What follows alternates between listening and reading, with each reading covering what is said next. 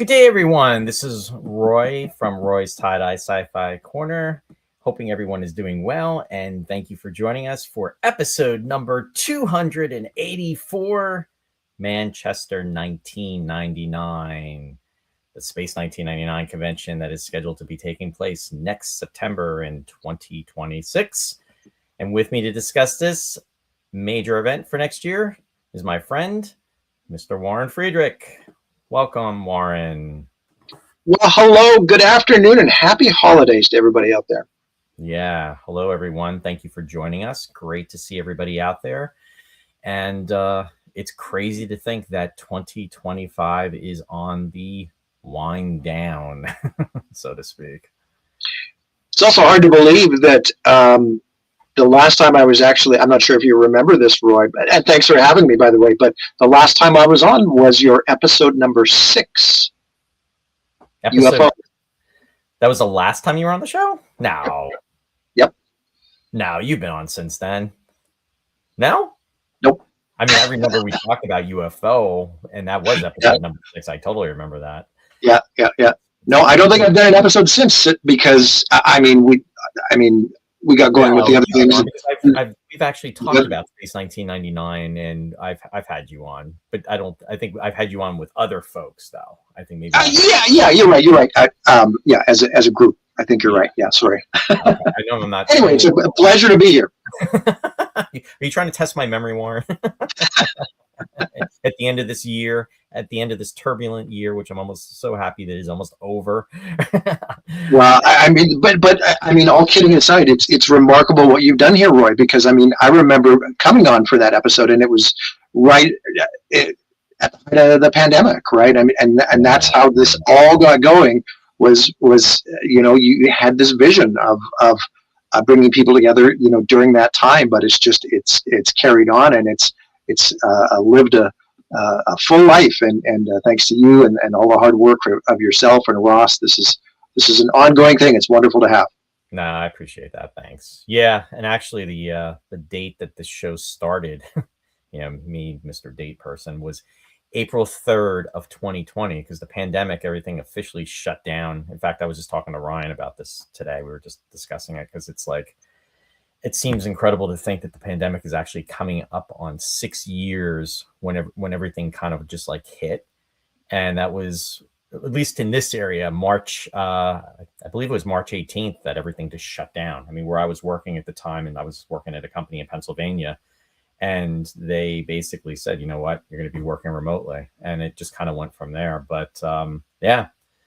In fact, when it's funny you're saying about that, that time when you were on. I mean, I was trying to jury rig everything. And I think at one point I actually had the camera facing the screen. And I think I was like photographing the screen with, using the iPhone to. I recall. Yeah, it was quite the setup. It was a freaking nightmare.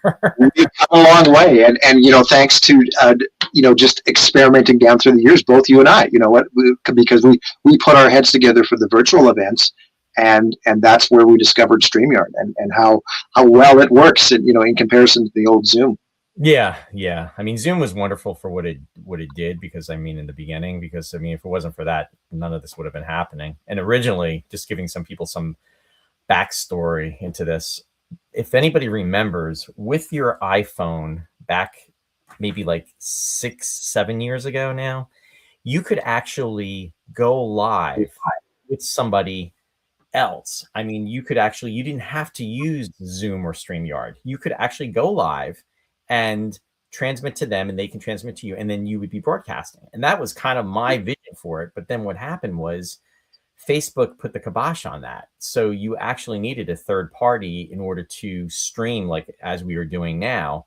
And then that's when I started utilizing Zoom. And then I used Facebook as the number one, which bad call, Ripley, bad call. Should have used YouTube, but that's a whole another story for a whole nother episode. And but anyway, fast forward 284 episodes, and here we are. So thanks everybody for your patience. I know you didn't sign on to hear about that, but you know what? You got more than you bargained for. And here we are. Anyway, before we get started, Warren, I just want to say hi to the folks out there. I I see Francine is joining us from Connecticut. Welcome, Francine. Great to see you out there. As always, thanks for being out there. Also, I see May is joining us from Canada. Welcome, May.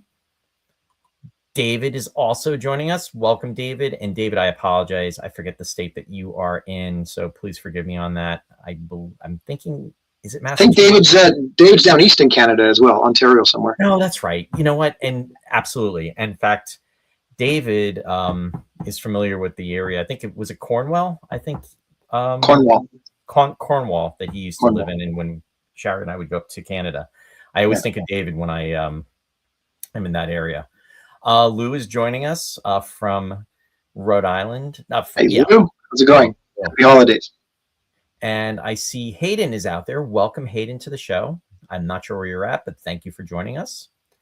And I see Mary Angie is out there. Welcome, Mary. And let's see. Hayden is saying, my ears, your mic is hooked up to a potato. Why are you all yapping so much? I'm not trying to be rude, but I'm sorry you're not hearing us well. I apologize. I'm not sure. Hopefully it clears up. If, in fact, everybody else, please let us know if the audio is okay. I apologize if it's not. Hey, and I see Charlene is out there. Welcome, Charlene. Thanks for joining us. And she's saying, we've come a long way, baby. Thanks, Char. Happy holidays to you and the family. Thanks, Charlene. Yeah, we definitely have. And I see Randy Lee is joining us from Wisconsin. Welcome, Randy. And I also see Andy Tucker is out there. Welcome, Andy, joining us from California. And I see Maine Mission is out there. I'm not sure who that is, and I apologize. I know who that is. Is it Ken? It's Ken Scott, yeah. It is Ken Scott. Hey, I got it. Okay. Hey, welcome, Ken. Thanks for joining us. And David is saying, yes, Cornwall was where I was born, now living around Toronto. Yeah, I always think of you, David, when I'm up in that area, because that's near whatchamacallit, in the Thousand, we crossed into the Thousand Islands and everything. That's interesting because actually in Regina, I live on Cornwall Street. Oh, geez. There you go. Thanks, Charlene. And Ken's saying hi again. And Andy's saying, sounds good here. Okay, thanks for checking. Appreciate it. Hey, Chris Trice is joining us from the UK. It was you or Indy 4.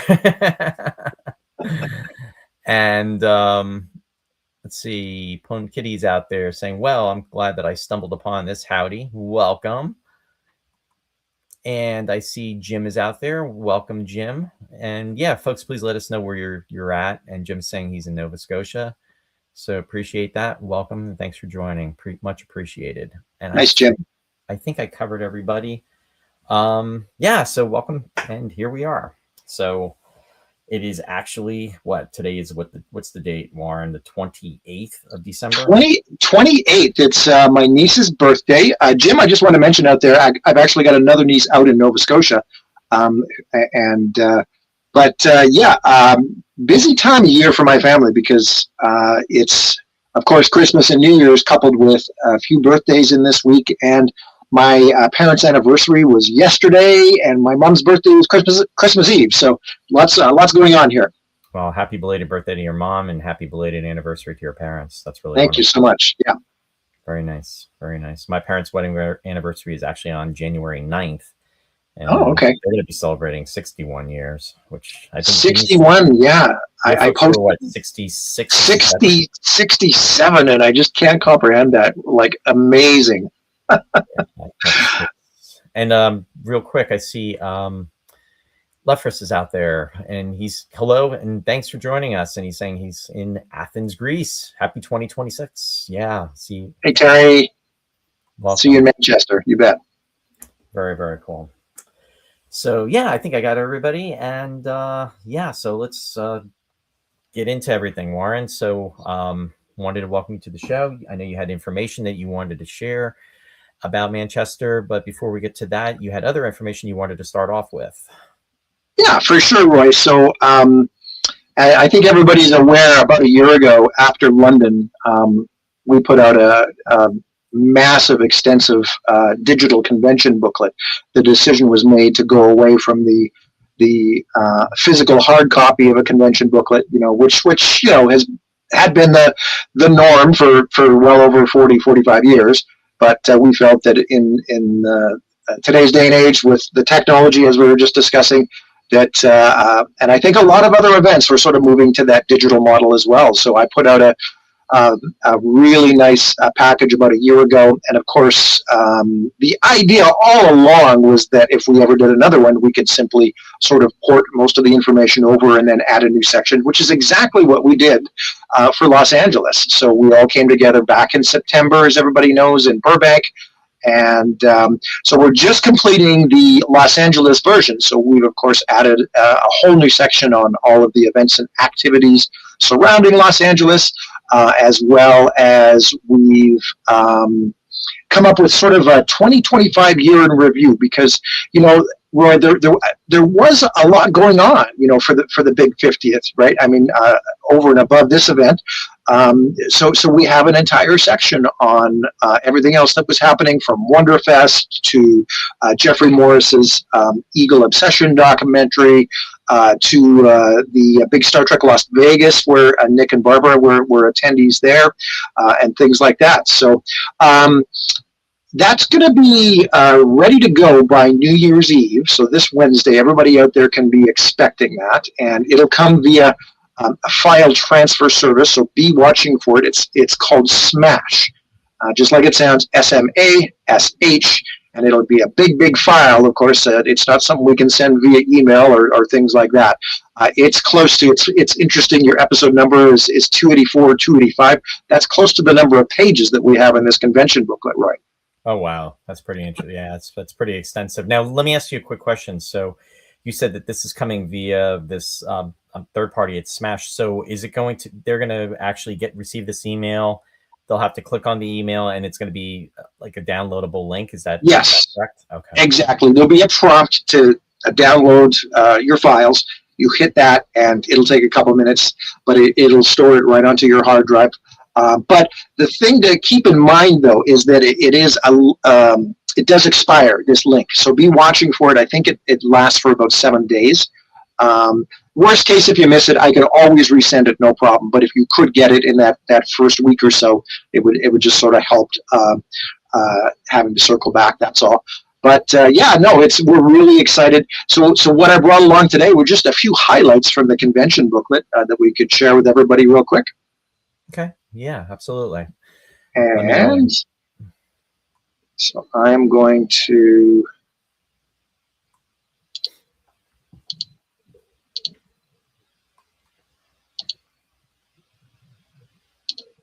we're going to do this. Roy and I still have to do our fair share of fumbling around sometimes technology-wise. While you're doing that, I just want to say hi to Nick McCarty. Nick is out there. Welcome, Nick. Thanks for joining us. Hey, Nick. Good to see you out there. How's it going? Okay, so did that pop up, Roy? Yes. Okay. Okay. There you go. Good stuff. Good stuff. So we're going to start off with here, and Roy, if you have any questions, of course, along the way, if you see any comments, just bring them up. But this was our wonderful graphic that Ken Scott, Ken's out there, put together for us to help promote the events. Beautiful, beautiful piece. Representing the 50th anniversary and of course the Los Angeles skyline there. So that's where we start things off. Now, as we move along, this is probably the biggest change over last year. This next slide it's so extensive. I had to actually add a table of contents. Oh, wow. Okay. So I did hear back from a couple people last year that it was just so massive. It was really hard to know what was coming next and where you were and things. So hopefully this will help a little bit, sort of compartmentalize things right at the beginning of the booklet. Okay. Gotcha. Yep. I see it's the contents. I'm actually magnifying the screen so I can see it a little bit better too myself. Yeah. Gotcha.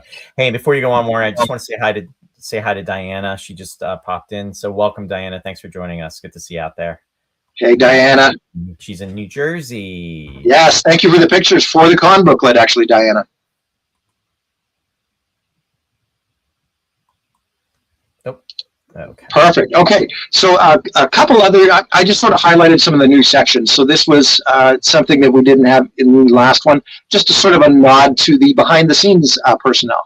on the series. I had something set up and in place for Jerry and Sylvia, as well as all the main cast. And but I was thinking to myself, we didn't really acknowledge, Brian Johnson, Barry Gray, anybody behind the scenes, Keith Wilson. So they have their very own little tribute there. Yep. And this is just sort of a generic poster that we had done, but then I added, of course, we had many, many special guests over and above our slate of 9 celebrity guests. We had Jeffrey Morris, of course, Doug Drexler, Jeffrey Mandel, and Kelly Fast. Kelly was amazing. Kelly works for NASA, and she did a panel on her duties and responsibilities with NASA are actually to do with asteroid deflection, near-Earth asteroid deflection. Yeah, that's kind of scary. And the tie-in, and I know we were talking about this, immediately comes to mind, of course, Collision Course. Yep. And then also, of course, End of Eternity. Kind of, sort of. It wasn't really, the asteroid wasn't on a collision course with the moon, but it was out there. But but specifically Collision Course, definitely. I mean, and Collision Course, yeah. And of course, what's the year 2 one we were just talking about again? Well, when the Eagle's kind of going through the meteor storm, it would be Mark of Arcanon. Yeah. You know what, though? There was actually another year 2 episode where there was potentially a collision, and that would be Seance Spectre. It was almost kind of a rehash of Collision Course, because the moon is on a collision course with Tora. That's true. And so can't forget about that. Good point. It's not a habitable planet. Wow. And, speaking of that episode, of course, you can see right in the middle there, we were so thrilled to be joined by Carolyn Seymour in Los Angeles. Yeah, Carolyn's lovely. She's very, very nice. In fact, she was on the show maybe about 5 weeks ago, and I had her on to talk about her career. And yeah, she's done a lot of work too. And of course, in that one episode with Ken Hutchinson, she played Eva Lewis. Eva being Sanderson's girlfriend. How the heck did Sanderson wind up with her? You know what, Roy, more to the point, how the heck did you know that her character's last name was Lewis? I've never heard that before. Oh, you didn't know that? No. Was that in the novels? Or in the actually, it's on her name badge if you take a look. Really? Okay. Mm-hmm. Okay. All right. You learn something new every day, hey? There you go. Hey, I want to say hi to Martin joining us from New York. Welcome. And actually, Martin's really from the UK, but he's in New York right now. And I also want to say hi to Dennis Chevalier joining us from Canada. Welcome, Dennis, as well too. Great to see everybody out there. So thank you for being on. And welcome to everybody. Great to see such a nice turnout today. Martin is saying Sanderson, he talked very loudly. He was boisterous.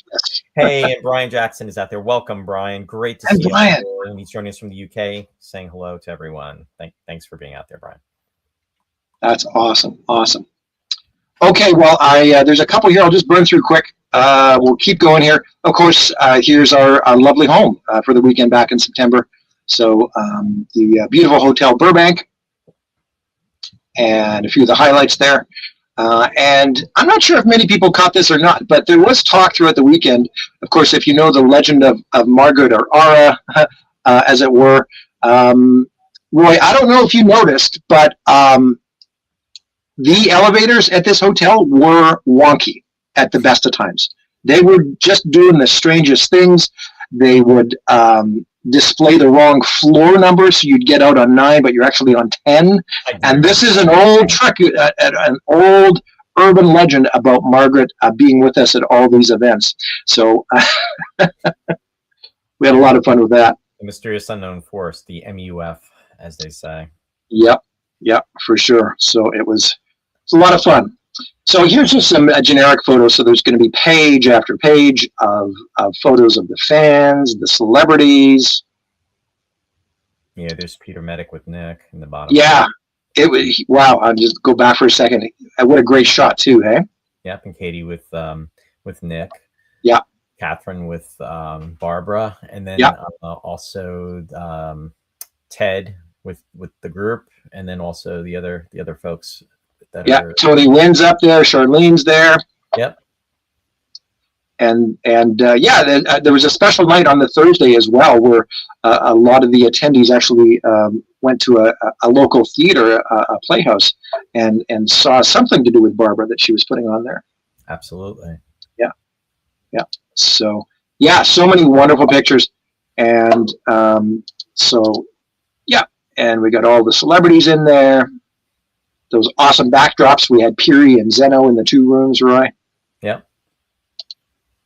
And then the model room, and this, of course, we were very fortunate to have Stephen Redder in attendance, because he virtually brought a van load of stuff. It was essentially his entire collection, and I had no idea he had so much coming. He easily filled up an entire room himself. It was just his collection is very extensive. Remarkable. There's Stephen up in the corner too. Yeah, it's truly amazing. In fact, there's the laser rifle, which I never got a photo with. That was one of my one of the bucket items I wanted to do, but that's all. Yeah.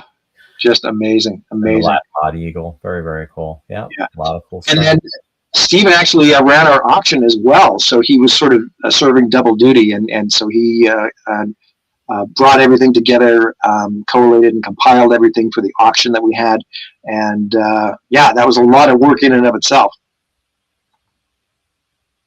Let me see here. Just jumping back on the comments. Ken is saying Eva was way out of his league. You mean Sanderson was way out of his league, right? Hey, I see Jeff Tilley's out there joining us from Australia. Welcome, Jeff. Thank you for joining us. And again, thank you, everyone. And then I also see John Baldridge is out there, and he's saying the models look awesome. Thank you, John, for joining us as well. And yes, they do. The different collections by the different fans are truly amazing, and it's when you see different folks at these different events, especially having being fortunate enough to have been in the UK, and also a lot of the items. I mean, these were screen used props. I mean, they are so cool. Andrew has, of course, Eagle 2, which is amazing, and then all the other props that have been on display, and then also the reproductions of props that we've seen in the States, and just the creative amount of creativity that goes into making them. I mean, it's just amazing. Chris was commenting on the show Friday, and I mean, it's not Space 1999 related, but I mean, he's a prop maker, and having the opportunity to see him in London and some of his creations from Space 1999. But it's just, again, my hats off to the folks that are able to create these models and put them, make them so amazing and so much that they look like they are studio builds. I mean, it's incredible. It's definitely a talent, and I mess up on regular model kits. I just don't have that gift. I wish I did, but I don't. It's just definitely not my expertise. But I'll tell you something, when you see these in person and up front, it really gives you an appreciation for it. So my hat's off to everybody that, for their creativeness.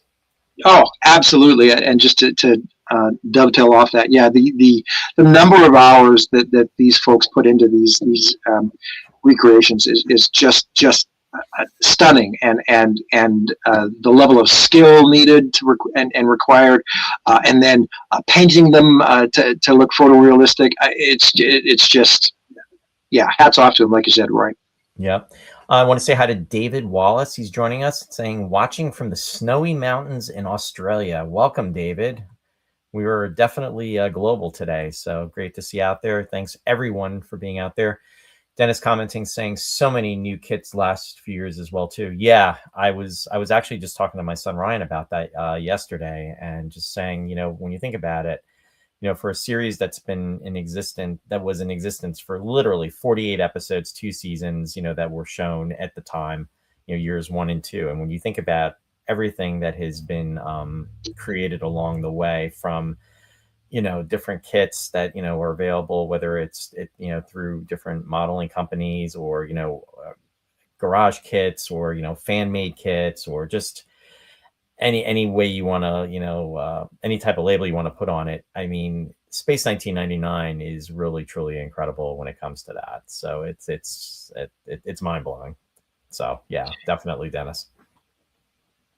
Yeah, no, you know what, and Roy, I'm not sure who I was saying this to the other day, in fact, but the last 20 years, we should all, as Space 1999 fans, we should be very grateful because we have seen this little resurgence in overall popularity, and that a big part of that has been in the merchandise releases. Absolutely. So the round two kits, I think, sort of started it all off, and then 1612 really got going with all their episode sets.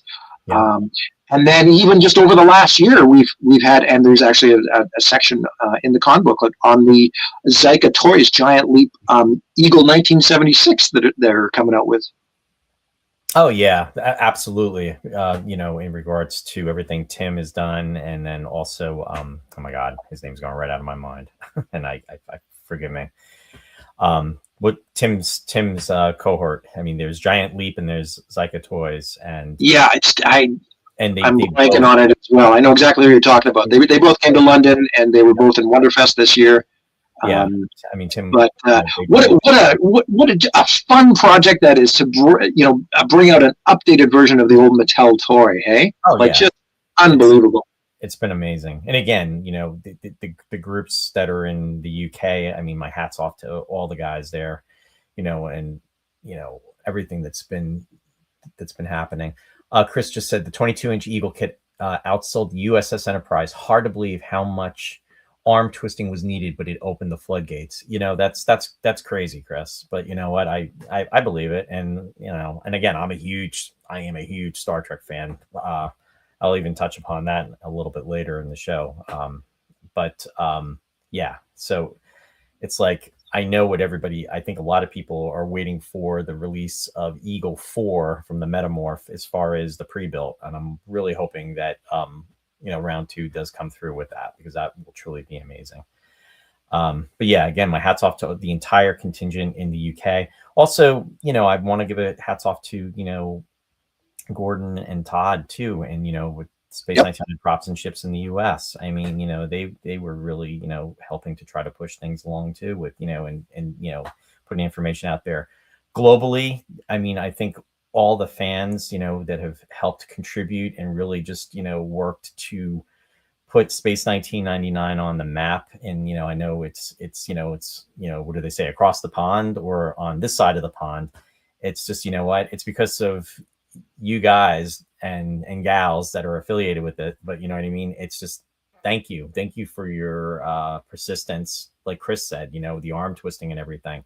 Thank you for, having, the gumption to do all this, because, when you go to these events, you see it and it's like, it is mind blowing. And it's just a huge thank you to everybody that's involved on any scale. And I know I'm not going to capture everybody. Daryl, just a shout out to Daryl too. I mean, his incarnations, again, so many people, globally have kept the spirit alive, Roy. Yeah. Chris is saying, keep letting round 2 know how much people want on, an Ultra Pro. I know, I'm with you, Chris. Yeah. I mean, that would be, I really hope that happens. I mean, 1612 did the command module for, their one release, but a full size Ultra Pro would be amazing. Brian just said Space 1999 is a series that just won't die, and even more new memorabilia is still coming out. Not bad for a TV series 50 years old, stands the test of time. Absolutely, Brian, because when you look at it in terms of, I mean, when it comes to Star Trek, there's so many incarnations of Star Trek now. For me, my special place will always be Star Trek, the original series. I mean, that's where my heart is. I am a Next Generation fan. That is probably the second for me. I mean, it's not quite at the level of the original series, but I watched the Next Generation from the beginning to the end, and that is the only Star Trek series after the original series that I actually watched all the episodes. I mean, I've caught the other series here and there, but when it comes to the shows, it was Star Trek, the original series, which is my all-time favorite for Star Trek, and then Star Trek, the Next Generation. But when you think about those 79 episodes and all the marketing and everything that's done and all the exposure, and then you have Space 1999 that was 2 seasons, 50, it's at the 50-year mark right now. I mean, percentage-wise, I think you have to say that Space 1999 really is hitting, is hitting home. It's like a grand slam. Yeah, 100%. See a lot of other comments coming into. Let's see. Andy Tucker said Ultra Probe, I'll take too. Yeah, no kidding. Jim says if round 2 tooled a diorama set for collision course, the cold, open mind planning scenes, I'd be on that so fast. And David saying, I thought the plateau was reached with the DVDs of all episodes, but 50 years later, we get the Super Space Theater movies. What's next? Yeah, great point, David. Totally agree. Brian Jackson is saying likewise. Richard, thank you for joining us. Thanks for being out there. He's saying happy holidays to everyone. Diana is saying more action figures would be nice. Diana is the queen when it comes to the action figures. I mean, her collection is amazing. Especially for Dr. Helena Russell, right, Diana? And John is saying, yes, Star Trek, the original series, Deep Space Nine and Voyager are excellent too, but nothing will beat the original. Yeah, I'm so with you there. Nick is saying travel tube diorama. That would be cool. And let me see. I just want to make sure I didn't miss anybody else. Just going back. Jim commented before, says, I have 3 of the 22-inch Eagle kits. They are nice. Yes, they are very nice. I agree with you. And Martin said, also the Big Finish audio series, bringing awareness to the series. Absolutely, Martin. That's that's another great example of everything. And Diana said, do you think they'll make any more action figures? Lots of Eagles and no figures. I mean, we will have to wait and see. I mean, that might, I don't know. I mean, that you're dealing with licensing. All of this is dealing with licensing, but then there's also the likeness factor that comes into play with that. So that's a great question, Diana. I don't know, but we'll see. And Francine said yes. And let me see here. Richard said, I keep saying we need action figures, including all the B cast and special guest star ones. I mean, it would be awesome if they did that. I totally agree. And John said, I have 2 of the 22-inch kits. They are beautiful. So I think I got everybody caught up, Warren. Go ahead. I'm sorry. No, that's okay. There's lots of activity out there today. It's great to see. Yep. Oh, one real quick. Mary just said it would be nice to have some behind the scenes videos, but apparently there aren't any. You know what? It's interesting because something was just posted by, I believe it was on the Jerry Anderson page, and I've seen it out there. There is actually, and this was done as part of the release, where there was, I think, college students at the time, back in 1976, 50 years ago. It was in May of 76. You were talking about Mark of Archon earlier, Warren. Yes, I've seen it.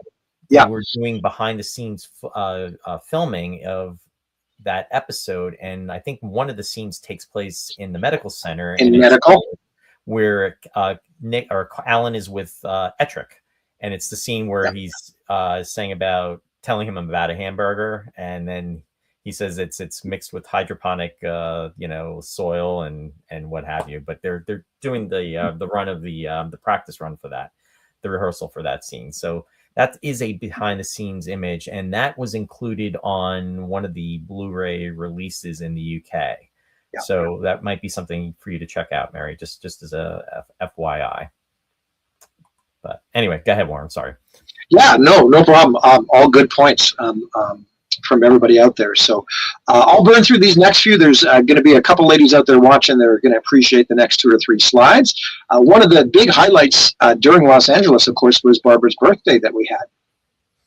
And this was a culmination of a lot of planning and prep on bringing this evening together for Barbara. And it was a real thrill for everybody to be in attendance and to be celebrating her birthday, of course, the famous September 13th. And we were even fortunate enough to be joined by some of Barbara's family. We were just thrilled to have Susie Landau there, as well as her husband, Roy, Barbara's granddaughter, Aria. And it was just a wonderful time all around. So, of course, we've paid a special tribute to that in the convention booklet as well. And here's some nice photos of everybody at the banquet. Nice.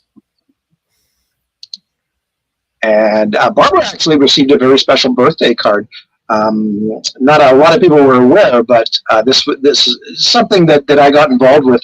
One of my former teachers is actually related to Barbara, so she gave me a card that I brought all the way from Canada and gave to Barbara, and she just couldn't believe it. Like the expression, and Susie was sitting right there with us. It was just wonderful for her to see and to make all these connections, and just what a coincidence. And this teacher's first name is Susan, and her birthday's also September 13th. So just an incredible coincidence.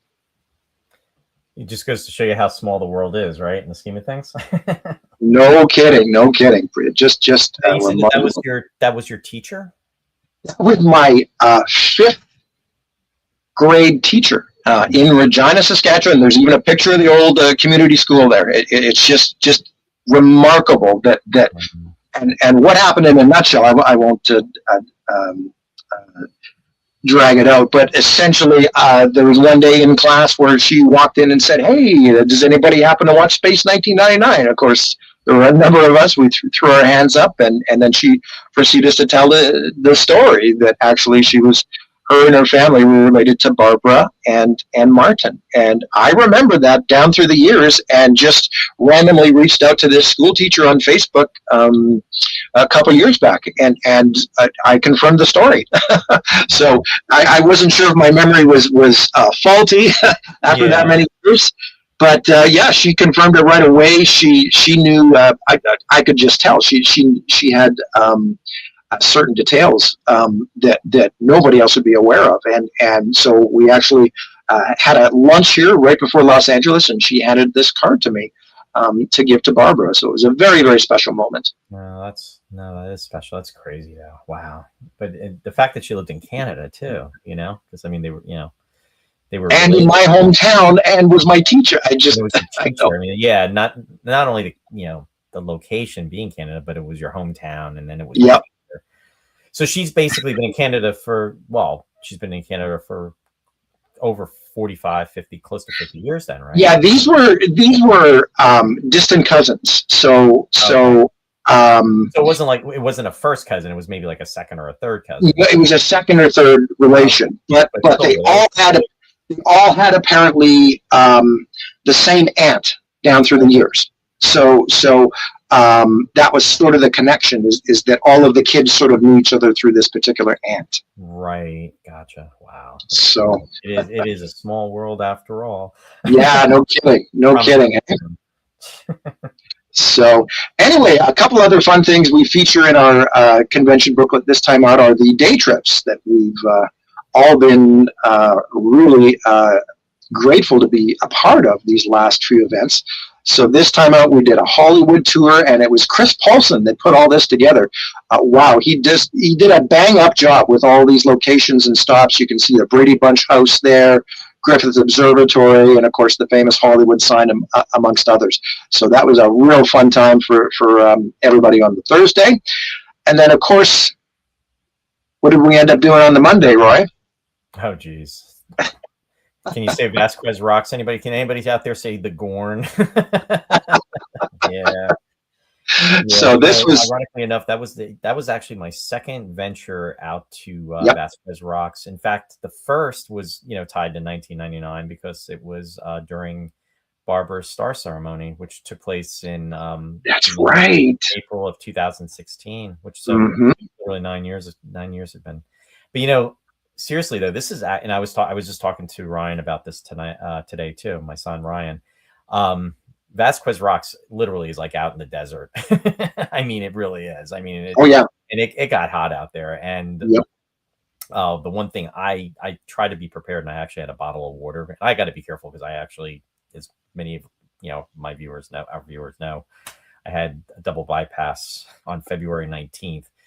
So I got to be really careful. And what happened was I pretty much got dehydrated. And even though I had water, and I was even talking to my physical trainer about this just last week, you dehydrate and you actually have to be careful not, and you need almost like a lot of people go, Gatorade is like the go-to, but it's very high in sugar. So it's better to use something that's, not like Gatorade, but something else, which I wound up getting a little later. But the temperature, I think, was close to 100 degrees, if not in the upper 90s when we were there, probably like around 12 or 1 o'clock in the afternoon.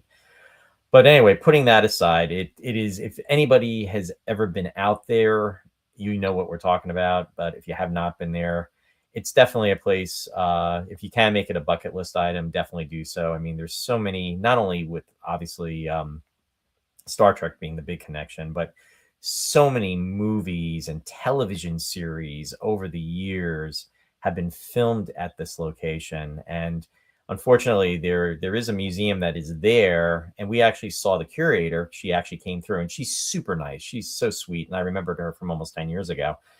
And they actually have like a museum in there where they have all the posters of all the different movies, and they reference a lot of the television shows that have been made over the years. And it's almost, if anybody remembers The Lone Ranger, and I'm talking back from like the 1950s with Clayton Moore and Jay Silverheels. If you're a Lone Ranger fan, they used to shoot out there, and it's really cool. So a lot of us brought our cosplay, and I had a lot of fun. So I got my Captain Kirk uniform out, and got it out of the mothballs, and at least it fit a little bit better because I lost some weight. So, but it was fun. I think we all had a good time. Yeah, it was a great time. Great time. Very memorable. Any comments? Probably that I was a little long-winded on that. No. Go on. Let's see. Nick is saying, love the background, Warren. Yeah, no, he's commenting about your background of Alpha. Oh yeah. Commenting the Rocks trip was great too. And let's see, smart water advisable for those dehydrated episodes with heart issues. Yeah, like me. Yeah, no, absolutely. And I hope you're doing well too. And that's going to UFO Computers. So I'm not sure who that is, but just I hope you're good. Ken saying it was gorgeous and amazing to be there. Yeah, it's and of course, just like anything that you see on television, when you're watching on TV, it looks so vast, but it's just like, and it's not that it's a small area. It's pretty spread out, but it's just that it's pretty amazing. And depending upon what angle you're on, it's really fun too, because you can kind of like guess the episodes of, and again, I'm deflecting back to Star Trek because that's the go-to with this, obviously with Vasquez Rocks. I mean, they shot a number of episodes there. The first one that comes to mind is The Alternative Factor with Lazarus, if you remember that from the first series with Lazarus, with the two Lazarus. The one was almost like matter, and the other one was antimatter. The other episode, Friday's Child, with Julie Newmar, who was pregnant and gives birth to Leonard J. Akanar. But they're dealing with the Capellans and the Klingon. That's another episode that was shot there. So those are the immediate two that immediately come to mind. But and then I think they also filmed a Private Little War. I think they were in the vicinity of there too. So anyway, there you go. Nice. And so much history, of course, Roy. I mean, going way back to, I think the earliest production that I saw was the original Dracula. So there's kind of a connection there. So there were parts of Vasquez Rocks used as the Carpathians in the 1931 Bela Lugosi Dracula version. There's the Marlon Landau connection. Exactly. And of all things, just up until the last week or so, I was watching a new TV series called Fallout, and the second season just premiered, and the first episode of the second season was all shot there. You can see the iconic formations right away, and I was just like, I can't believe this. Yeah, absolutely. Pops up everywhere. Yeah. UFO Computers saying Coochie Coochie Coo. Yeah. Uchi Coochie Coo, Captain. Uchi Coochie Coo. I'm wondering if UFO Computer, that might be Alexa. And I was wondering if that's Alexa. Alexa, if that's you, let us know. And and the funny thing is, Alexa did a fantastic video of Vasquez Rocks right after we got back, if you recall. She edited it. In fact, she asked me to. Yeah. I try to be dead. I try to play it really serious and then just kind of like have fun with that. Yeah.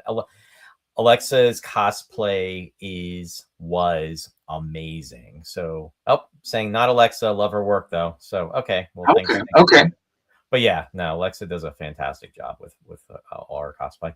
Um, Brian is saying it's an iconic location, amazing. You had a great time. Thanks, Brian. Yeah, again, if anybody has never been there and you have the opportunity to check it out, like I said, I was talking to the curator almost 10 years ago when I was there, and she even said she gets people from all over the world, and they will even say it's a bucket list item place. I mean, it's just, one of those things you can say, wow, I've been there. The other place I would have loved to have gone to, but I don't think it's in existence anymore, and this is for the Star Trek fans out there, is there was a location called Africa Park, USA. And if you're a fan of the original Star Trek series, Shore Leave, they did a lot of filming there. But and that park actually wound up was purchased, I believe, by Tippi Hedren.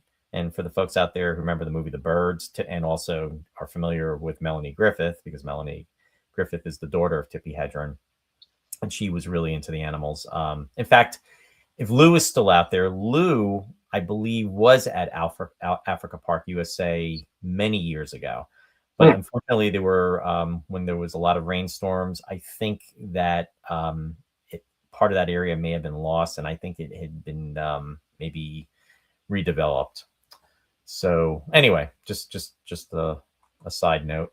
And Jim is saying Alexa really has become a superstar of Anderson fandom. She's great. Yeah, no, she's a lot of fun, and she knows her stuff. And yeah, it was a pleasure to finally meet her in person too. So definitely, I'm with you there, Jim. Yeah, Warren. Sorry.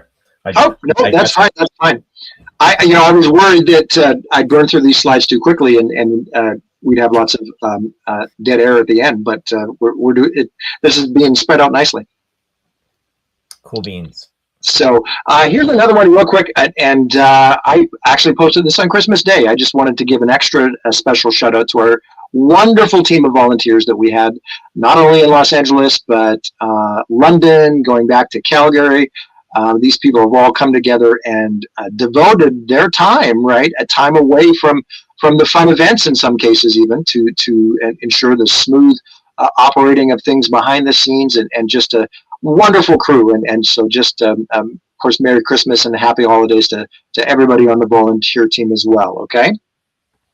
Yeah, no, they were truly wonderful. I mean, everybody that contributed to the convention was just wonderful, and from beginning to end. Yeah, absolutely.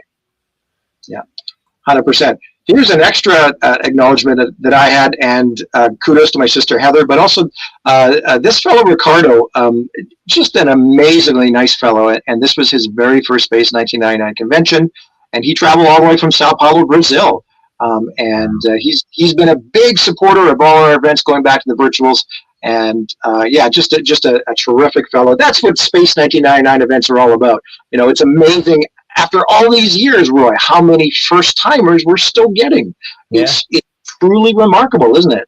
Well, and there's a lot of people that just it's tough to make it to the events. I mean, that's what was nice about the virtual events too, because I mean, one of the negatives with there's so many negatives with COVID, but it was an opportunity to bring people together, especially for that forum. It really, it's, and then when you have people that have never been to an actual physical convention, it really, really makes the difference. So it's nice that folks that have never been able to be at a convention were able to experience it.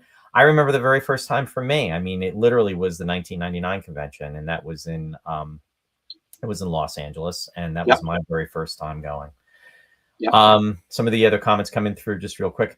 Yes, UFO computers. I did get the reference. In regards to Uchi Kuchi Ku, that was when Spock says to Kirk, Uchi Kuchi Ku, Captain. And John is even commenting and saying, yeah, if you're in the obscure Earth dialect, if you're interested, consult linguistics. And then he goes on to say about how it's going to come out that the baby was named after Dr. McCoy. yes, that's funny. Lou is commenting. The place is called. Yes, thank you, Lou. Thank you for commenting. The place is called Shambhala the area where Shirley was shot was a few miles from there. I recall being able to see it from the highway. Yeah, I thought you were in that vicinity, Lou, and I remember that. And I think, I mean, that was quite some time ago, but thank you for sharing that. Yeah, exactly. UFO computers. But Awesome. yeah, getting back to your original point, Warren, yes. I mean, again, I was aware of the Space 1999 conventions, but when I actually got to go to my first one in '99, I was blown away. So yeah, it's nice to see that fans that have never been to one having that experience, because it's I mean, it's almost like you're a virgin, right? Well, it's very special. I know in Ricardo's case, I mean, he was like live streaming back to his family in Brazil, and he just couldn't believe he was there, and he was so taken by everybody and everything, and it was just really wonderful. Heather, really quickly, just thanks to this lovely lady, a lot of people probably aren't aware, but yeah, she's really put in a lot of work behind the scenes with everything we've been planning, Roy. And, going back to Peterborough in 2014, she came over and she's not even really the biggest fan, but, she's just there for all of us, right? And she's become a part of the family, and she's just really, really integral. So I wanted to give her a special a nod of acknowledgement and thank you as well. No, definitely. And then finally, sorry, go ahead. No, I was just saying, hi, Heather. Yeah, for sure. She might be out there tonight. I'm not sure, but I saw her before. Yeah, I think she was planning on tuning in. So finally, our wonderful committee, Roy, that we were a part of. Of course, this event was collaborative in many, many different aspects and angles. So full of gratitude goes out to Chris Paulson, Robert Wood, Catherine Cuglietta as well, for helping you and I pull this off. It's a lot of work to manage and run one of these events successfully, and we couldn't have done it without them, hey?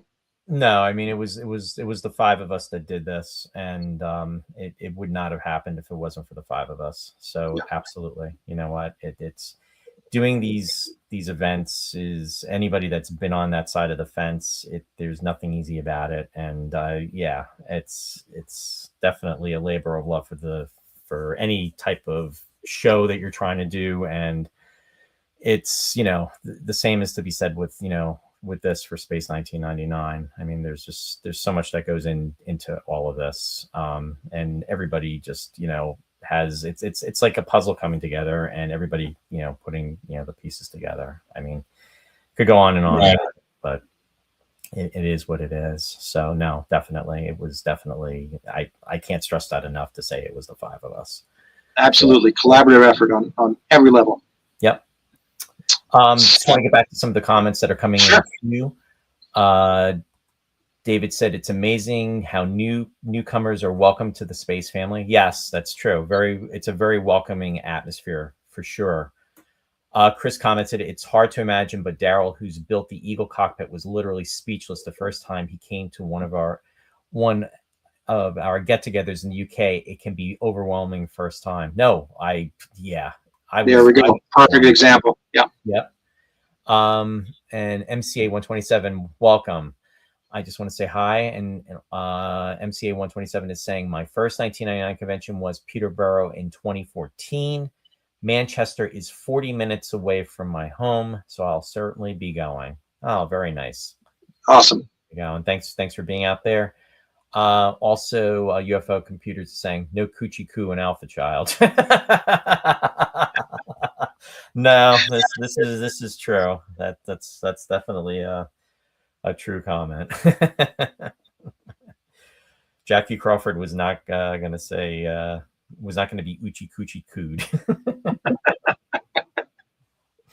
Anyway, go ahead, Lauren. Awesome. Well, I think that's basically the end of it. So the con booklet, of course, is going to also include an extensive 50-year history of the entire series, right from Pinewood and Bray Studios through the years of, as we discussed previously, merchandise, fan art, events, collections, Eagle Meets, David Hirsch and Starlog, right, which we always reference, and That's a big section. And then, of course, we have a quick little look back at London from last year. I'll just sort of burn through these. And into 26. So we have a section sort of looking ahead to 2026. And this is going to be one of the major projects moving forward. It's been in the works for a year or so. It's morphed and changed a couple of times, through various stages of pre-production. But it is still happening. And we may be launching a Kickstarter soon. This is essentially, for anybody out there who hasn't seen or heard of it, Return to Moonbase Alpha is essentially a sequel to Message from Moonbase Alpha, which was out, hard to believe, Roy, 25 years ago, right? Yeah, I know. Crazy. So the seeds that were planted by Johnny Byrne and the crew in Message were essentially that the Alphans had found a new home on Terra Alpha, but that the moon, although they were abandoning it, would be on a slingshot and set to return in about 25 years, which brings us to right about now. So, there's going to be further developments on this exciting project. It'll be, likely the last time a lot of these characters are ever set to screen, and we're hoping to facilitate that and come up with something very special for the fans. Nice, very nice. Yeah, it's crazy to think that was like 25 years ago. I mean, this show is built around nostalgia. I mean, I like to focus on television and movies of the 60s, 70s, 80s. Sometimes we'll go a little bit later, we'll touch upon 90s, and we'll even, cross the lines here and there, but it's really centered around that time frame. And as of late, it just blows my mind to think that 2025, we are coming up on 2026. And I mean, I like many folks out there who I'm sure remember when it was 1999. I mean, that was a huge staple for, especially in regards to the show. I mean, it had been literally 23 years since 1999 had been filmed when it was 99. But then we were going from 99 to 2000, and who remembers Y2K, where everyone sure. thought the computers were going to shut down, and it was, that uncertainty. And if you ask different folks, a lot of times they remember where they were for that. And it's just that was 25 years ago. And it just blows my mind that so much time has gone by. And, I was referencing about the 99 convention in LA, the Breakaway convention. And I remember they had, as I guess Catherine Schell was on audio. They phoned her in, and when she was talking about the show, she was saying it was such a long time ago. It was 25 years ago. And it's like, oh my God, but you know what? That was 25 years ago now. You know what I mean? So it's like, we are, the fact that this is like a 50-year show, it's just, I don't know. It's like the last couple of years, it's only been a few years, but it's like so much has added in regards to the time that's gone by.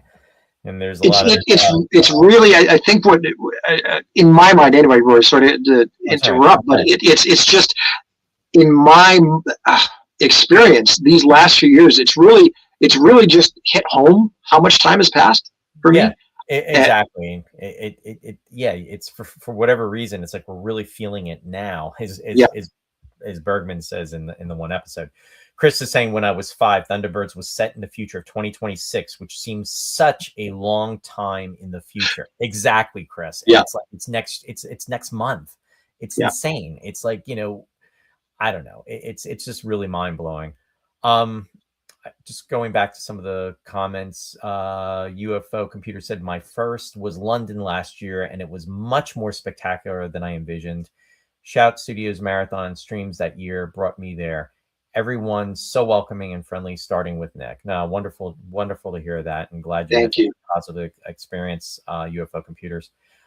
David is saying time keeps getting faster. Yeah, and it's funny. Somebody said that to me years ago. They said, you know what, the older you get, the faster time goes, and it's true. It really, really is. Jim commented, I'm in one of the more rural parts of Nova Scotia, and when Barry Morse was on his Merely Players tour, he showed up at a tiny theater 22 minutes away from here, and I got to meet him. Now that's really cool. Very cool. Very cool, Jim. Thank you for sharing. And David's saying we are approaching Ara's age. Lots of laughs. Yeah, I know, right? It's so true. Chris is saying more time is elapsed between today and UFO than UFO and the First World War. You know, I think in telling Oh my goodness. and it blows me away. And I think, we were just talking, Ross and I were just talking about this. It's like, when you think of the 1920s and 30s as like, oh my God. And this is like back in the 70s. It seemed like it was such a long time ago. And, the 30s at that time was only like 40 years ago. And now we're talking about a TV show that is 50 years old, and that's from the 70s. Yeah. I mean, you can really go to town when you start discussing all this stuff, but it's so true. And the funny thing is, time is a constant. I mean, a second is a second, a minute is a minute, an hour is an hour, and so on. It's like, it's just that our perception that is different, not so much the actual time, but it's, when you're younger, things seem a lot, bigger. And then when you're, adult, things seem a lot smaller, but anyway, I digress. No, it's okay. I mean, we're all. It sounds like we're on the same page. It's literally to all roads lead to Star Trek, Roy. Within the wink of an eye. There you go. Yeah. It's like, wow. Being a 5-year-old, trying to envision 25 years in the future, and now here we are, 25 years beyond that. And it's mind-boggling. In the wink of an eye, and I think I don't know. Kirk maybe should have stayed with Layla. And if for the Star Trek fans out there, they slipped it in. Kirk's in his quarters and he's putting his boot on. I wonder what that represented. This is a wait, Kirk. Oh boy. Okay. But yeah. Just putting that out there.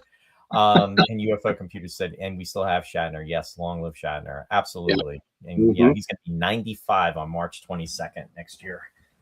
And I'll give this pitch. If you've never been to the Star Trek original series set tour in Ticonderoga, New York, if you have the opportunity to go there, I know Martin's been there.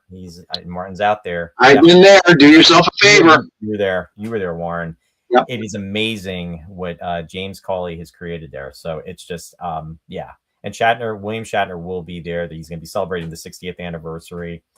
Definitely check it out if you have not had the opportunity to check it out. It is, all I can say is you will feel like you are on the Enterprise. The sets are incredible. Wouldn't it be cool if somebody did that for Space 1999, maybe over in the UK someday?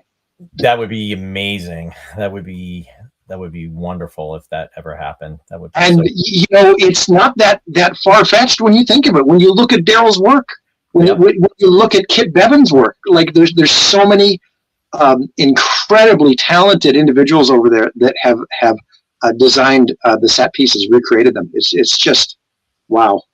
Yeah. So with that, now that would be amazing. Maybe someday, who knows? But in regards to Star Trek, if you have them here, I'm giving the pitch. StarTrekTour.com. Definitely check it out. But I would love to see a Moonbase Alpha. Think about it.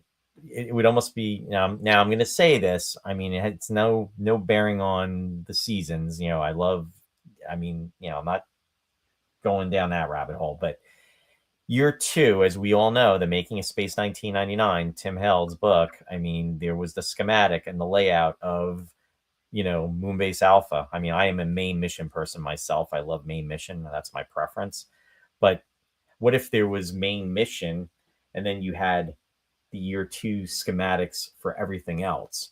Also, with the Eagle, I would say make sure you have that airlock between the command module and the passenger module. That is my biggest pet peeve for year 2 for the Eagle. But that would be really cool. That would be well. I mean, and of course, a lot of this, Roy, has already. We didn't even mention the command center set that Darrow and company absolutely created as well. So that's already sort of been out there. And in my mind, though, to do it and to really make it special, there's only one thing you could do, and that's to recreate main mission, like in its entirety. Like would just be my brain would melt stepping onto that, right?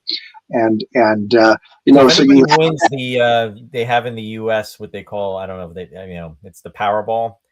Hopefully when it's $1 billion at some point. yes, And honestly, if it ever, you know, I always play one ticket just to be in it. So if I win $1 billion,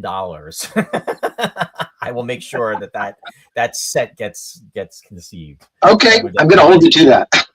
Yeah, it has to be $1 billion win though.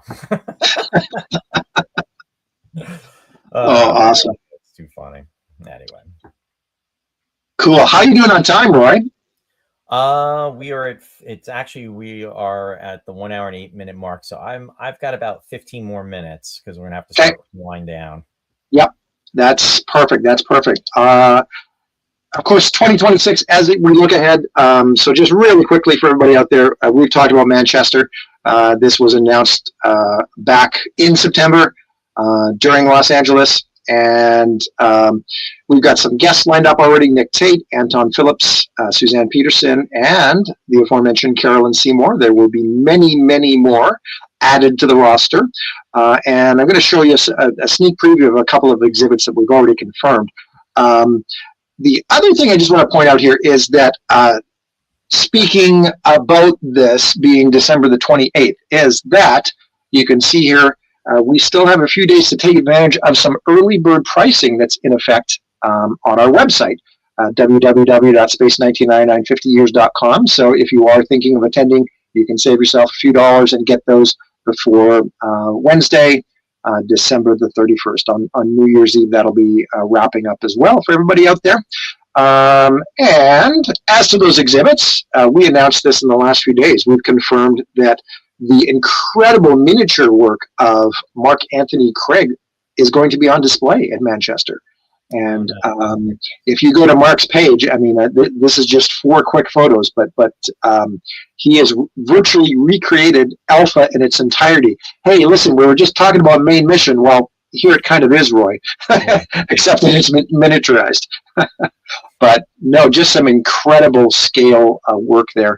And that's we're not even sure how it's going to be on display exactly because it's so tiny.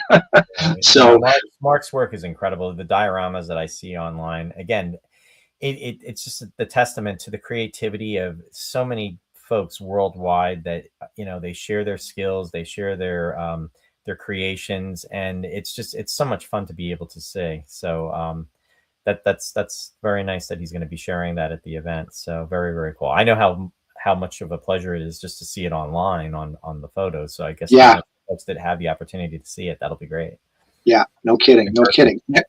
And of course, we've already discussed Daryl's Eagle cockpit. That's going to be rolled out again for the second time. And Daryl, of course, and family are going to be hard at work on this project all year to add to it and expand upon it and complete it in general. It was a work in progress when we saw it a couple years ago. So it's hopefully going to be a little more complete. And but I mean, what can you say, Roy? Like about the level of detail and love, and we were just talking about building main mission. I mean, and there's so many people that could be tapped into resource-wise that would be able to do something like that. Just look at this work. No, I know, and it was just so much fun to be to be able to be there to see that, and just Daryl's incredible.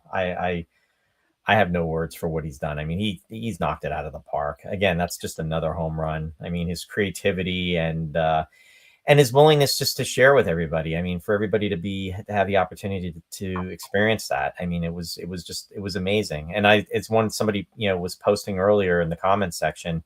The fact that Johnny Garco got to be in there, and of course, not only Johnny Garco, but of course, the man Nick Tate. I mean, Alan Carter. I mean, that in itself was amazing. Yeah. And then he also had not only he had the spacesuits, which look amazing, and I mean everything. It's just, and I can only imagine how wonderful it's going to look. Next September. I mean, again, my hat's off to him. I mean. Just again, it's another example of creativity and just a labor of love. I just want to say, I see Mark is out there. Mark, welcome. He's saying hello. Just spotted you guys are on. Welcome, Mark. Great. Thanks. Yeah, we were just, your ears were probably ringing. Just want to say, your work's amazing, which, I know we've shared that before, but again, we're just reiterating how it's so cool. So thanks for Yeah. being out there.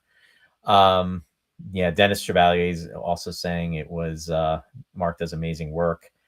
Ken is saying Daryl's work is amazing and he is the nicest guy. Yeah, nicest guy on earth. Absolutely, Ken. Totally agree.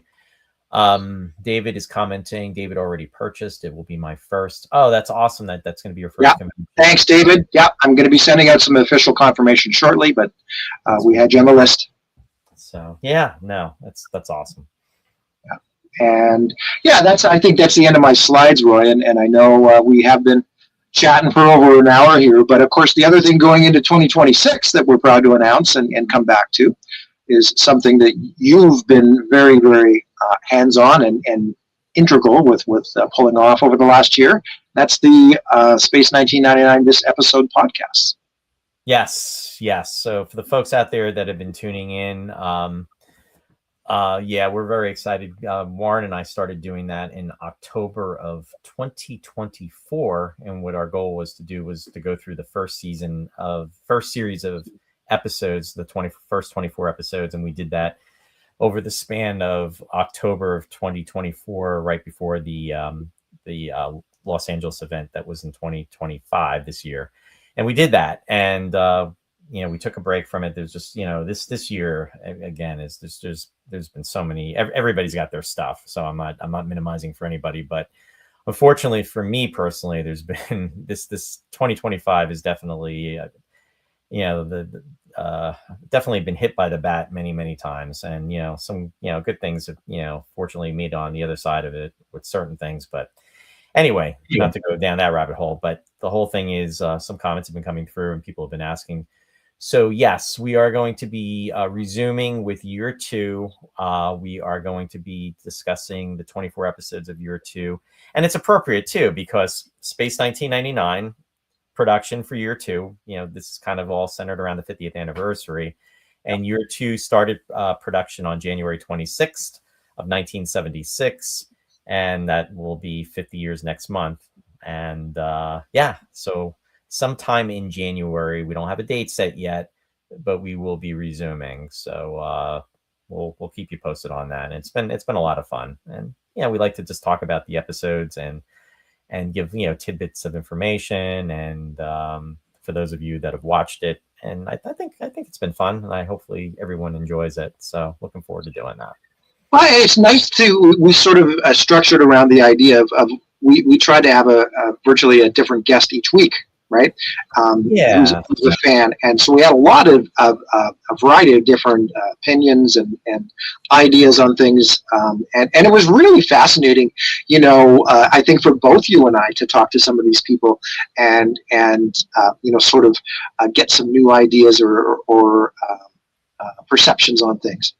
No, definitely, and that's what makes it fun. Real quick, UFO computer saying emotional when Nick returned to the cockpit. Daryl and Sun are geniuses. Yeah, absolutely, absolutely with that. Nick is saying hi to Mark, and Mark is saying hi to Nick. And then Mark just commented, year 2, expect the haters to comment. You know what? I'll be honest with you. I get it. And you know what? Here's the thing. I mean, you know what? Year 2 is as much a part of the series as year 1. And I have my year 1 episodes that I love, and there's some that I don't love, but I enjoy. And then I have my year 2 episodes. There's some that I really love, and there's some that I just enjoy. And, it is what it is. And you know what? Just like anything else, some things are better than others. You can't have everything being perfect, or then everything would be perfect. And we know that's not the case. And I know what you're saying, Mark. I get it.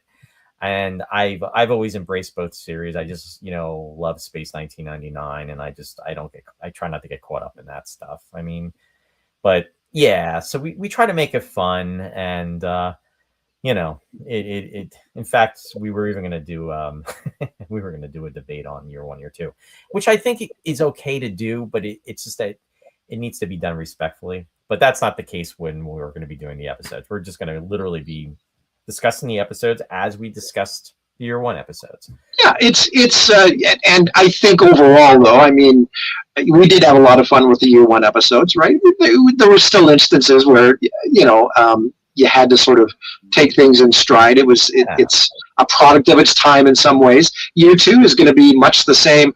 It might be a little lighter in tone, even just because tonally, year two is so different than year one, right? There's no denying it, right? Absolutely. And John said year two is still Space 1999. Of course. I've always said as well that I'd take year two of 1999 over year two of Buck Rogers any day. Oh my God! Don't even get me started on that.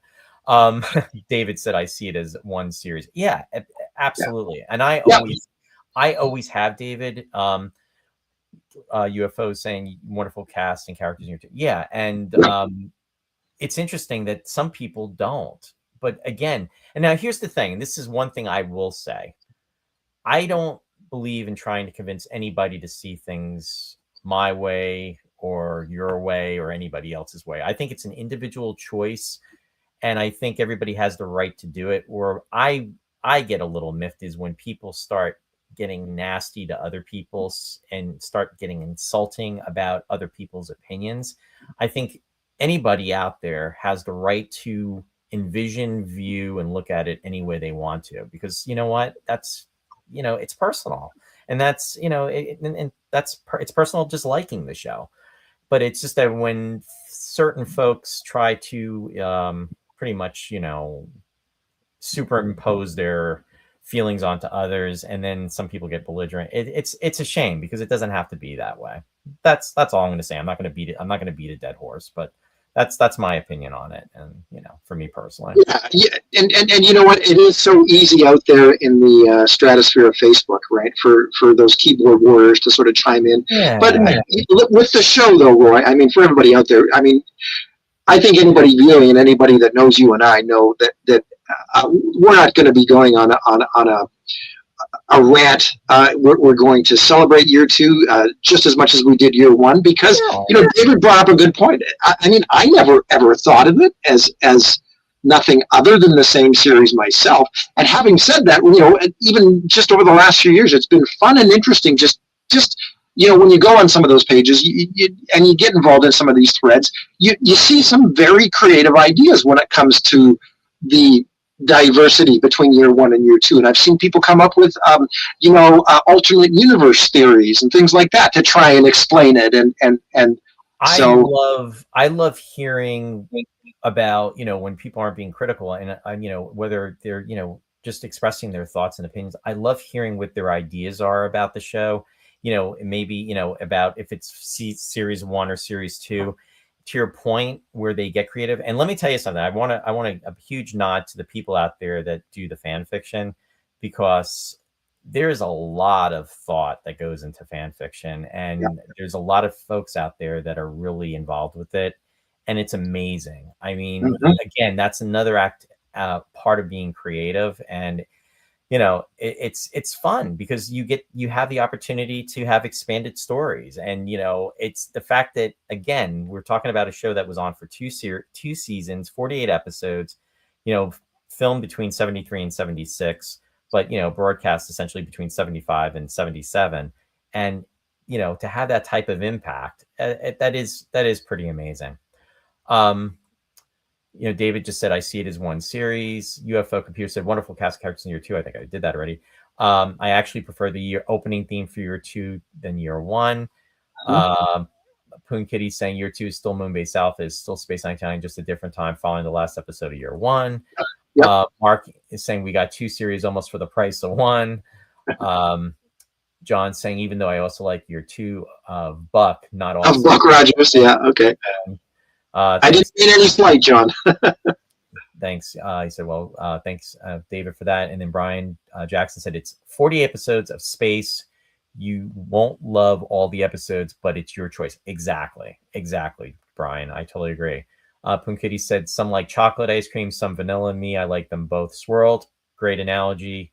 And then John also said, it's also the in thing to hate on things. Hate is feet. Yeah, whatever. Yeah, exactly. It is what it is. Yeah. But the other thing, Roy, that I've heard time and time again down through the years from fans is that a lot of year two fans are year two fans because they actually saw year two first. I've heard that. I've actually heard that before too. It makes complete sense of your of it being, if that was your first exposure, right? That's going to be the most resonant, and that's yeah, where your go to lies. Yeah, and Mark just commented, what boils me is the haters who state year two is trash and expect everyone else to agree with them as it is a fact. They actively try to discourage newbies from even watching it. Both Alexa and Maria Claire suffered that. And now I consider that to be really sad. But yeah. John said, I really like Star Wars sequels, even with their faults. Of course, the prequels and originals are the best. Of course. And Chris just said, just about the makes that point. Yep. And hey, really quickly, we were talking about all things Manchester, so I'd interrupt, but Mr. Trice, Mr. Potter, and the entire crew is going to be back as well, bringing their entire collections to have on exhibit. And if you're in London, yeah, it's we're also opening things up a little bit as well to even some of the other Gerry Anderson properties, just so everybody's aware. No, so, that's a great point to make, because it's again, Gerry Anderson. I mean, I personally didn't get involved in those other worlds and of shows. Part of me wishes I did, but I am so backlogged right now to even try to think about trying to start. But I have to say, though, for me, it's been Space 1999, it's been UFO, and I love the Protectors. I love watching that series. It's different. My only gripe about the Protectors is I wish it was longer. I wish it had been an hour-long series instead of a 30-minute series. And as we know, if it's a show is 30 minutes, it really isn't. It's like 22 minutes. So there's only so much you could do in that 22 minutes. But I really, really enjoyed it, and I have to say, thank you. It was Jamie Anderson had posted about on the 26th, because sadly Gerry Anderson had passed back in 2012, and it's hard to believe that he's been gone 13 years. But if you go on to the Gerry Anderson website, there's a post from Jamie. He talks about it, and just sharing your likes of Gerry Anderson and how it kind of impacted you on some level, and then doing hashtag Cheers Gerry Anderson, just to put it out there. And it again, he we wouldn't have all this. So it's when I think about everything that is happening, Gerry Anderson opened up to me personally. I mean, it's just mind blowing. So, and to me, it goes back to talking about, and I always think of Barry Morse. I had heard stories with Barry when, folks would be at the conventions and they, be taking pictures of the stars, and then Barry's taking photos of, the fans. And when you think about how it just united everybody, and, this is what, almost 50 years. So that in itself is pretty incredible. Real quickly, Mekel27 said, when I finished watching season, it takes me 3 or 4 episodes to get into season 2, but when I do it, I enjoy it. Buck Rogers, rest in peace, Gil Gerard. That really upset me too. And that's a tough one for a lot of us. I really wanted to have Gil Gerard on the show. In fact, Lou, who's out there, I had talked to Lou about it probably a while ago, and it's something I didn't act on, and I really can kick myself because I would have loved to have had Gil on the show. And he just such a nice guy. And talking about events and conventions, I mean, he's so approachable, and a lot of fans are really, showing a lot of clips and what have you, and meeting with him. And he was just such a nice guy. Mark said he saw year 2 first. Nick McCarty saying year 1 definitely had an atmospheric tone that wasn't in the second, possibly the music. Nope, I agree with you. Totally agree. UFO computers said, Roy and Warren, give me 1976 first Star Wars trailer vibes. Yeah, I'm with you there. Yes, rest in peace, Gil.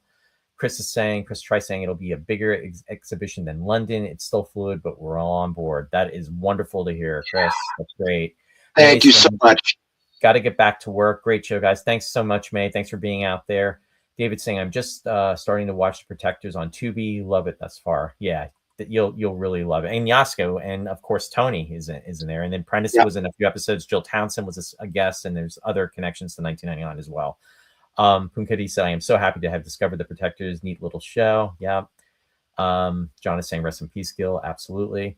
Jim also said you can pretty much create any headcanon you want for the series. Who's to say there wasn't still a reduced staff working a main mission throughout year 2 that we never saw? True. Jim is saying, why not just to be creative instead of hating? Yeah, I know. It is so true. And then Chris Trice said the Protectors was made by Jerry as a favor to Lou Gray, but it wasn't actually a Jerry show. Oh, Chris, you always have the information and the tidbits. So thank you for sharing that. That's good to know. But I loved it anyway. But thanks for sharing the comments.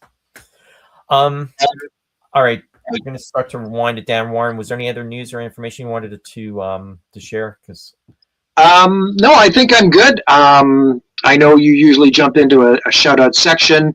I'm just going to do a reduced. What I'll do is I'm just going to do a quick shout out. I'm not going to do the full-fledged shout outs that I usually do. And then folks, if you have any last minute comments and you want to post, please do so. I'm just going to post a couple of shout outs really quickly. And then I'll come back to any comments that are in the chat. So just bear with me one moment while I do that. And I just want to give in regards to shout outs, I want to give a shout out to my friends Mike and Mary Beth from Sci-Fi Distilled. They are on Wednesday nights, and they usually do shows of the 80s, 90s, and beyond. They are going to be doing a show this Wednesday, which is going to be the 31st, talking about the end of the year. I believe they're going to be on at 7 p.m. as they normally are, and topic to be determined. So stay tuned on that. You can catch them on Facebook, and you can also catch them on YouTube. And again, that's Sci-Fi Distilled with Mike and Mary Beth. Also want to give a shout out to my friend and my co-host, Ross Amico. For the folks that know Ross, Ross does shows on his own, and he does them. You can go to he's got two things going on. If you go to his Facebook site, he does have a Facebook page, which is called Classic Ross Amico. Ross is a lover of classical music, and he's an encyclopedia of knowledge when it comes to classical music. So you can definitely check out his posts out there.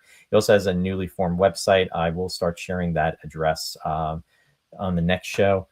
Now, what the shows that Ross there are 3 of them. There's Picture Perfect, which is on Friday nights at 8 p.m. Eastern Standard Time. He also does Sweetness and Light, which is on Saturdays at 11 a.m. Eastern Standard Time. And then he also does The Lost Chord, which is on Saturdays at 7 p.m. Eastern Standard Time. And again, the URL for listening to his shows is kwax.uoregon.edu. And again, that's Ross. Now, the other thing I want to do is let everybody know Ross and I will be back, and it will be on Friday, January 2nd. And it will be at 7 p.m. Eastern Standard Time. I know for our folks that are in the UK, it is a little bit later. And again, when you are able to tune in, it's much appreciated. And again, you can even catch us on the rewind.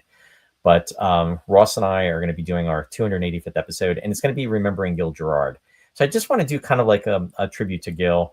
Just we were talking about his passing, and this was one that hurt too. Again, I mean, Buck Rogers, I remember watching it on Thursday nights, 8 p.m. on NBC, at least in the U.S. And I was a first season lover of the show. Second season, not so much, but I still watched it because it was, Buck Rogers, and I enjoyed it. So anyway, we'll be talking about him, and that'll be this coming Friday. So I hope you're able to tune in. And thanks for that. And let me just get a few last minute comments. I see Sherry's out there. Hi, hun.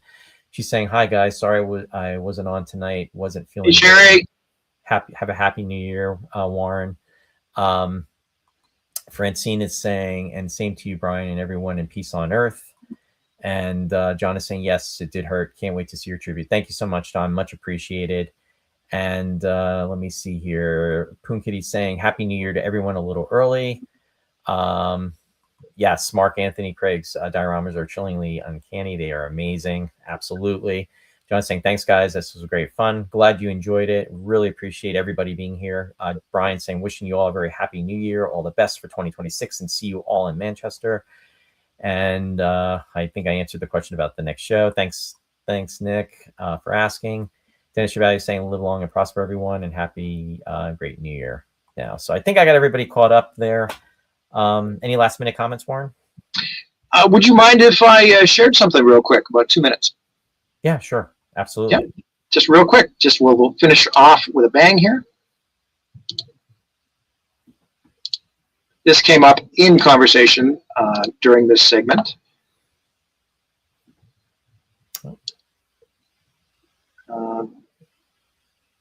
There it is.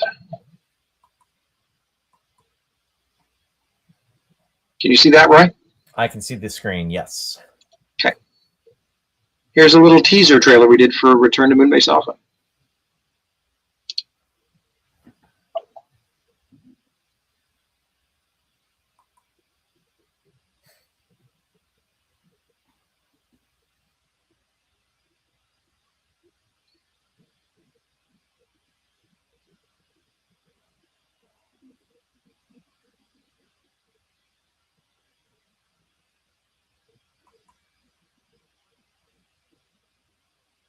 Status report, Dr. Robert Mathias recording.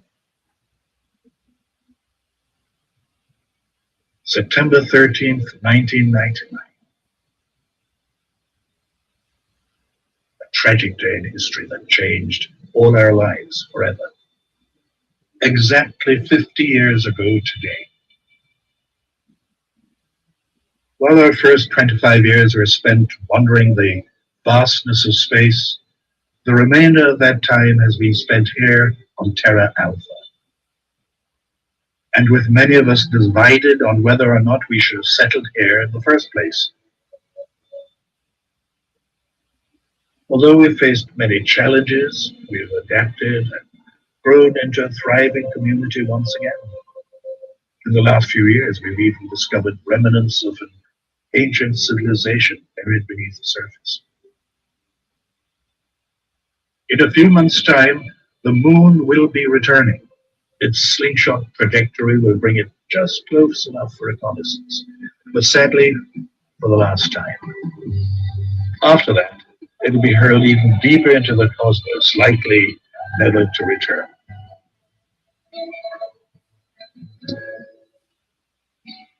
We don't know where the moon's been or what it's encountered in all that time. But recently, a few of us have made a very hard decision.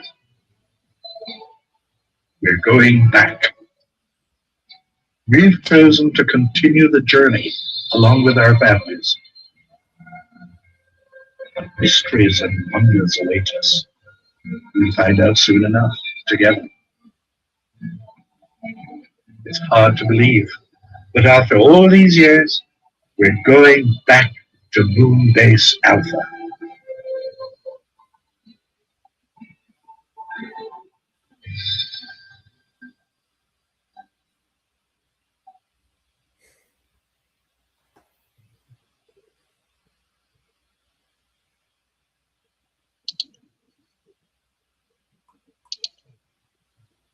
Very cool. Yeah, there we go. Thanks ever so much for Roy again for everything today. This has been a fantastic broadcast, and I've just had the greatest time reconnecting with everybody out there during the holiday season. Thanks, Warren. Thanks for coming on to tell everybody about it. And yeah, it's crazy. I mean, 9 months away, and time is just going by. And I can't believe we're talking about September of 2026. It's just amazing. Yep. But no, thank you for that, and thanks for coming on and to share all the information. Heather, I saw your comment. Thank you so much, Heather. Thanks. Oh, Heather is out there. Hey, sis. Very, very nice. And just last minute comments that just came through. Brian Jackson said, amazing, just brilliant. Dave said, this is brilliant. And Nick McCarthy said, very nice. So anyway, want to thanks again, Warren, for being on. I want to say thank you to everybody that came on in the comments, and thanks for watching. And if you're catching this on the rewind, hope you enjoy it. And yeah, and I guess I will not see anybody unless I do maybe I don't know, maybe I'll come on just for a little bit on New Year's Eve. We'll see. But on New Year's Eve, I was going to say Happy New Year to everybody. Yeah, Sure. Yeah. Otherwise, Happy New Year's to everybody, and be safe.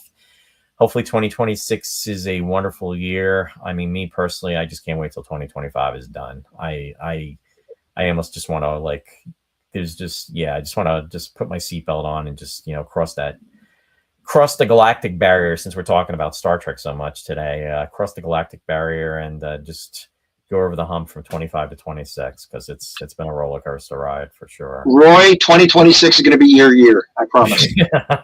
God, I hope so. I hope it, and that goes out to, my entire family, because it's been a whopper, as as so many people know, my family and family of friends know. So anyway, wishing all the best, and thanks again, Warren. And as always, folks, live long and prosper. Live long and prosper, everybody. Happy New Year. Happy New Year, everyone. Take care.